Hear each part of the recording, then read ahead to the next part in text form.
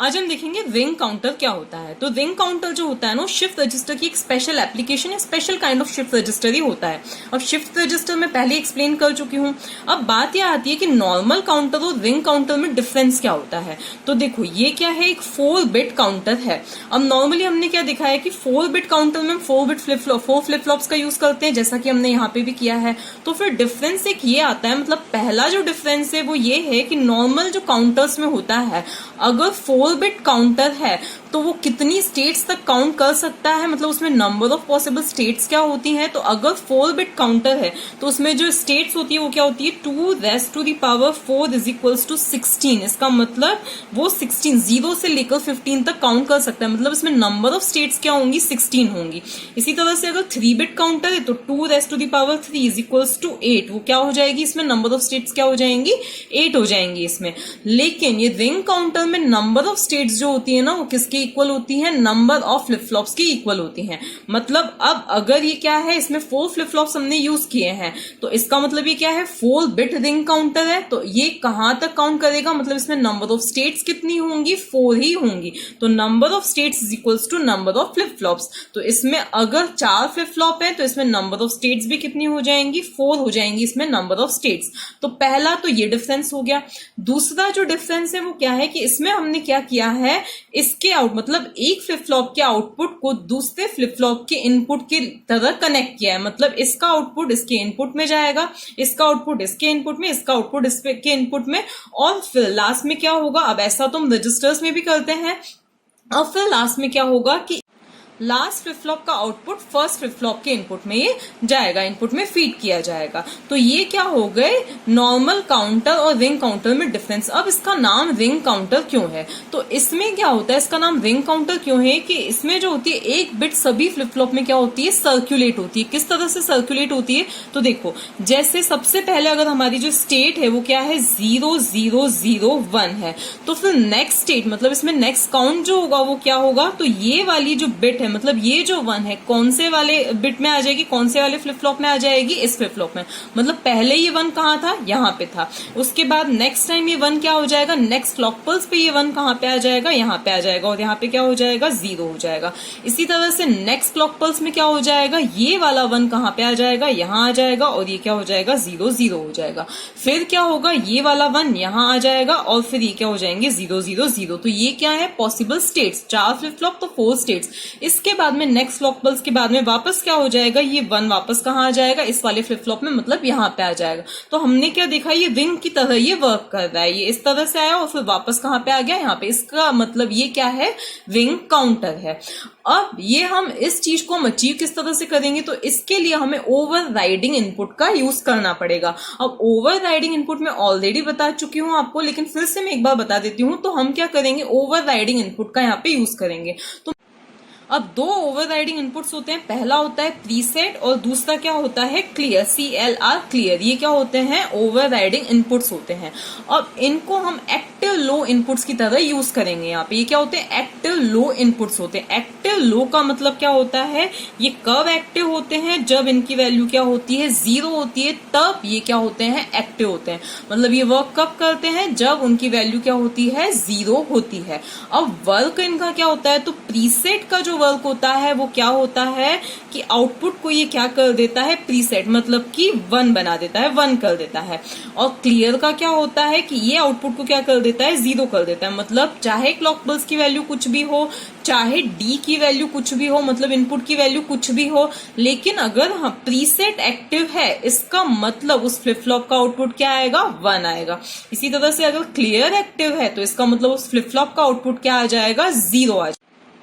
तो प्रीसेट जब एक्टिव होगा, मतलब प्रीसेट की वैल्यू जब 0 होगी, तो क्यू की वैल्यू मतलब फ्लिप फ्लॉप का आउटपुट क्या आ जाएगा, 1 आ जाएगा, चाहे इनपुट कुछ भी हो। और क्लियर जब एक्टिव होगा, मतलब क्लियर की वैल्यू जब 0 होगी तभी वो एक्टिव होगा। तो Q की वैल्यू मतलब फ्लिप फ्लॉप का आउटपुट क्या हो जाएगा, 0 हो जाएगा। तो ये होता है इनका काम।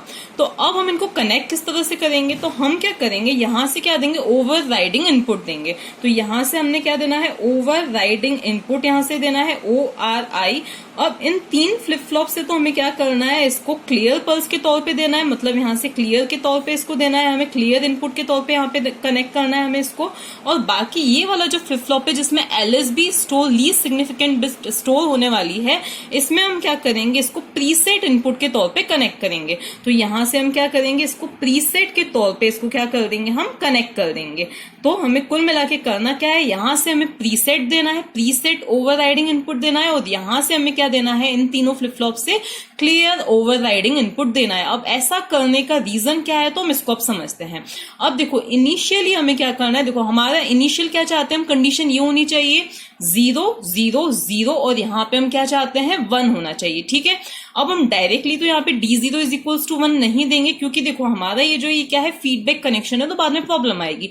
तो इसलिए अब हम क्या करें, ओनली फर्स्ट टाइम हम ओवर राइडिंग इनपुट, मतलब इस इनपुट की जो वैल्यू है हम क्या देंगे, 0 देंगे। तो यहां से क्या जाएगा, मतलब CLR, ये क्या है, CLR, ये भी क्या है, CLR है, क्लियर है, और ये भी क्या है, क्लियर है, लेकिन ये क्या है, प्रीसेट इनपुट है। ठीक है, तो अब यहां से हमने 0 दिया, तो इसकी वैल्यू क्या गई, 0 गई। यहाँ पे क्या गया, 0 गया, यहाँ पे क्या गया, 0 गया, और यहाँ पे भी क्या गया, 0 गया। अब देखो यहाँ पे क्लियर की वैल्यू 0, मतलब ये क्या हो गया, एक्टिवेट हो गया, और इसने इसका आउटपुट मतलब Q3 की वैल्यू क्या हो गई, 0 हो गई। इसी तरह से इस वाले फ्लिप फ्लॉप का आउटपुट भी क्या आएगा, 0 आएगा। इसी तरह से इस वाले फ्लिप फ्लॉप का आउटपुट भी क्या आएगा, 0 आएगा, क्योंकि मैंने क्या बताया था कि जब इसकी वैल्यू 0 होगी तो क्लियर क्या हो जाएगा, एक्टिवेट हो जाएगा, एक्टिव हो जाएगा, वर्क करेगा, और ये क्या कर देगा, फ्लिप फ्लॉप्स का जो आउटपुट है वो क्या दे देगा, 0 दे देगा। लेकिन यहां से ये 0 गया तो प्रीसेट की वैल्यू 0 हुई, मतलब प्रीसेट क्या हो गया, एक्टिवेट हो गया, तो इसने इस फ्लिप फ्लॉप के आउटपुट को क्या कर दिया है, 1 कर दिया। तो कुल मिला के इन तीनों फ्लिप फ्लॉप्स का आउटपुट तो क्या आएगा, 0 आएगा, बट ओनली इस फ्लिप फ्लॉप का आउटपुट क्या आ जाएगा, 1 आ जाएगा, क्योंकि ये प्रीसेट से कनेक्ट है। और प्रीसेट का मतलब काम क्या होता है, वो फ्लिप फ्लॉप के आउटपुट को क्या कर देता है, 1 कर देता है। ठीक है, तो अब इनिशियली तो क्या हो जाएगा, पहले ये सभी क्या थे, 0 0 0 थे, लेकिन हमने जैसे ही क्या दिया, ओवर राइडिंग इनपुट क्या दिया, 0 दिया, तो वैसे ही क्या हो गए, ये तो 0, ये वाला 0, ये वाला भी 0, और ये Q0 जो है इसका आउटपुट क्या आ जाएगा, 1 आ जाएगा। तो Q0 का जो आउटपुट आएगा वो क्या आया, 1 आया। अब चाहे क्लॉक पल्स की वैल्यू कुछ भी हो, उससे कोई फर्क नहीं पड़ता है, क्योंकि ये क्या है, ओवर राइडिंग इनपुट है। ठीक है, इसके बाद में सिर्फ हमें ये फर्स्ट टाइम इसकी वैल्यू 0 देनी है। इसके बाद में हमें क्या करना है, इसकी वैल्यू को 0 से क्या कर देना है, 1 कर देना है। तो इसकी वैल्यू जब 0 से क्या हो गई, 1 हो गई। तो देखो अब यहां से भी क्या गया, 1 गया, यहां से भी क्या गया, 1 गया, यहां से भी क्या गया, 1 गया, और यहां से भी क्या गया, 1 गया। तो अब मैंने क्या बताया था कि ये कब एक्टिव होंगे, जब इनकी वैल्यू क्या होगी, 0 होगी, लेकिन अभी इनकी वैल्यू क्या है, 1 है, तो ये भी 1, ये भी 1, ये भी 1, और ये भी 1। तो अब ये वर्क, ये वाले जो ओवरराइडिंग इनपुट से ये वर्क नहीं करेंगे। तो अब कुल मिला के हमारे जो फ्लिप फ्लॉप्स का या इस काउंटर का ऑपरेशन किस पे डिपेंड करेगा, इस इनपुट और क्लॉक पल्स पे डिपेंड करेगा। तो अब क्योंकि यहाँ पे क्या लगा रखा है, ये बबल साइन है, इसका मतलब ये क्या है, negative edge triggered flip flop हमने यूज कर रखे हैं। मतलब जब क्लॉक पल्स की कौन सी एज आएगी, फॉलिंग एज आएगी, तभी ये क्या करेंगे, वर्क करेंगे। तो अभी मैं सिर्फ ये फॉलिंग एज पे ही वर्किंग बता रही हूँ, मतलब पहली क्लॉक पल्स जब मैं बोलूंगी इसका मतलब पहली falling edge, second clock pulse जब मैं बोलूंगी इसका मतलब second falling edge, third clock pulse जब मैं बोलूंगी इसका मतलब क्या है कि थर्ड फॉलिंग एज। अब होगा क्या, अब यहाँ पे हमने यूज कौन से किए हैं, डी फ्लिप फ्लॉप्स यूज किए हैं। डी फ्लिप फ्लॉप का वर्क क्या होता है, जो हम इनपुट देते हैं वही हमें क्या मिलता है, आउटपुट। अगर डी की वैल्यू क्या होगी, 0 होगी, तो हमें आउटपुट भी 0 मिलेगा। डी की वैल्यू 1 होगी तो हमें आउटपुट में भी क्या मिलेगा, 1 ही मिलेगा। तो अब देखो हुआ क्या है, सबसे पहले तो हमें ये इनपुट ये मिल गए थे, आउटपुट 0 0 0 1, हमें ये आउटपुट्स मिल गए थे। अब हम अगर देखें तो यहाँ पे Q0 की जो वैल्यू है वो कहां पे जा रही है, D1 में जा रही है। तो इसका मतलब Q0 की वैल्यू क्या है, 1 है, तो वो वैल्यू D1 में चली जाएगी। इसका मतलब D1 की वैल्यू अब क्या हो जाएगी, 1 हो जाएगी। Q1 की वैल्यू किस में जा रही है, Q1 की वैल्यू जा रही है D2 में, तो Q1 की जो वैल्यू है 0 वो D2 में चली गई। Q2 की वैल्यू किसके अंदर चली गई, D3 में। तो Q2 की वैल्यू क्या है, 0 है, तो D3 में चली गई, इसका मतलब अब ये भी क्या हो गया, 0। और Q3 की वैल्यू किसके अंदर जा रही है, D0 में, तो अब Q3 की वैल्यू क्या हो जाएगी, 0 हो जाएगी। ठीक है, तो अब ये हो गया। अब जैसे ही क्या आएगी, फॉलिंग एज आएगी, तो ये फ्लिप फ्लॉप क्या करेंगे, वर्क करेंगे। इसका मतलब हमें क्या मिलेगा, इनमें आउटपुट मिलेगा। और आउटपुट क्या मिलेगा, जो D0, D1, D2, D3 की वैल्यू है वही हमें Q0, Q1, Q2 और Q3 की वैल्यूज मिल जाएंगे। तो जैसे ही पहली फॉलिंग एज आई तो D0 की वैल्यू 0, तो Q0 की वैल्यू भी हमें क्या मिलेगी, 0। D1 की वैल्यू 1, तो Q1 की वैल्यू भी हमें क्या मिलेगी, 1। इसी तरह से D2 की वैल्यू 0, तो हमें यहाँ पे Q2 भी क्या मिलेगा, 0। D3 की वैल्यू 0 है, तो हमें Q3 भी क्या मिलेगा, 0 ही मिलेगा। ठीक है, क्योंकि डी फ्लिप फ्लॉप का यही वर्क होता है।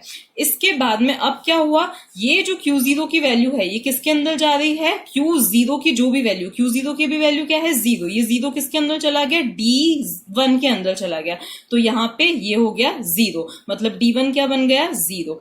Q1 की वैल्यू क्या है, 1 है, तो यही 1 किसके अंदर चला गया, D2 के अंदर चला गया, तो D2 की वैल्यू क्या हो गई, 1 हो गई। Q2 की वैल्यू क्या है, 0 है, अब ये 0 किसके अंदर चला गया, D3 के अंदर, तो इसकी वैल्यू क्या हो गई, 0। और Q3 की वैल्यू क्या है, 0 है, तो यही 0 किसके अंदर चला गया, D0 के अंदर चला गया, तो ये क्या हो गया, 0 हो गया। इसके बाद में अब क्या होगा, वापस से जब नेक्स्ट फॉलिंग एज आएगी, नेक्स्ट क्लॉक पल्स आएगी, तो उसके बाद में फिर से ये सारे फ्लिप फ्लॉप वर्क करेंगे और जो इनके इनपुट से वही हमें आउटपुट में मिलेंगे। तो इसका जो इनपुट है वो क्या है, अभी क्या है, मतलब D0 की वैल्यू क्या है, 0 है, तो हमें आउटपुट में भी क्या मिलेगा, 0 मिलेगा। D1 की वैल्यू क्या है, 0 है, तो हमें 0 ही मिलेगा। D2 की वैल्यू क्या है, 1 है, तो हमें यहाँ पे आउटपुट में क्या मिलेगा, 1 मिलेगा। D3 की वैल्यू क्या है, 0 है, तो हमें 0 ही मिलेगा। इसके बाद में फिर से ये Q0 की जो भी वैल्यू है वो किसके अंदर चली जाएगी, D1 में, तो Q0 की वैल्यू क्या है, 0 है, तो D1 की वैल्यू क्या हो गई, 0 हो गई। Q1 की वैल्यू क्या है, 0 है, तो अब D2 की वैल्यू क्या हो गई, 0 हो गई। Q2 की वैल्यू क्या है, 1 है, तो अब ये जो वैल्यू है ये किसके अंदर चली गई, D3 में चली गई, तो ये क्या हो गया, 1 हो गया। और Q3 की वैल्यू क्या है, 0 है, तो यहाँ पे क्या आ जाएगा, 0 आ जाएगा। इसके बाद में नेक्स्ट जो फॉलिंग एज आएगी, नेक्स्ट क्लॉक पल्स पे हमें ये की ये क्या मिलेंगे, यहाँ पे आउटपुट्स मिल जाएंगे, तो ये 1 0 0 0 ये मिल जाएगा। फिर क्या हो जाएगा, ये सारी वैल्यूज वापस, Q0 की वैल्यू 0, 0 किसके अंदर चला गया, D1 के अंदर चला गया, तो ये 0 हो गया।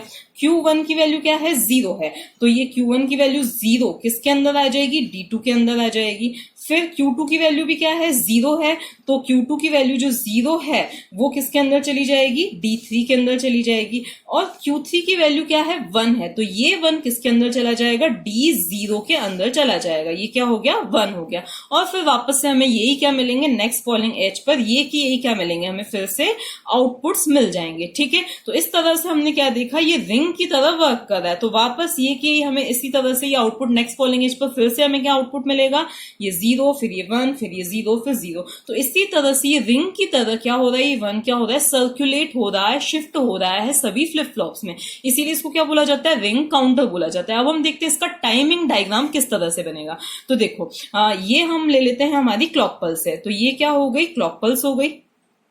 अब जो हमारे फ्लिप फ्लॉप्स हैं वर्क किस पे करेंगे, हमेशा फॉलिंग एज पर ही करेंगे, मतलब यहाँ पर यहाँ पर यहाँ पर यहाँ पर यहाँ पर यहाँ पर हमें आउटपुट कहाँ पे मिलेगा, फॉलिंग एज पर ही हमें क्या मिलेगा, आउटपुट मिलने वाला है। अब इनिशियली हम क्या मानते हैं कि Q0 की वैल्यू पहले 0 थी, Q1 की वैल्यू भी 0 थी, Q2 की वैल्यू भी 0 थी, Q3 की वैल्यू भी क्या थी, 0 ही थी। ये सब क्या थे, 0 0 0 थे। जैसे ही हमने क्या दिया, ओवरराइडिंग इनपुट दिया 0, ओवरराइडिंग इनपुट पहले कुछ भी हो, जैसे ही हमने वो दिया 0, तो वैसे ही क्या हो जाएगी, Q0 की वैल्यू क्या हो जाएगी, 1 हो जाएगी।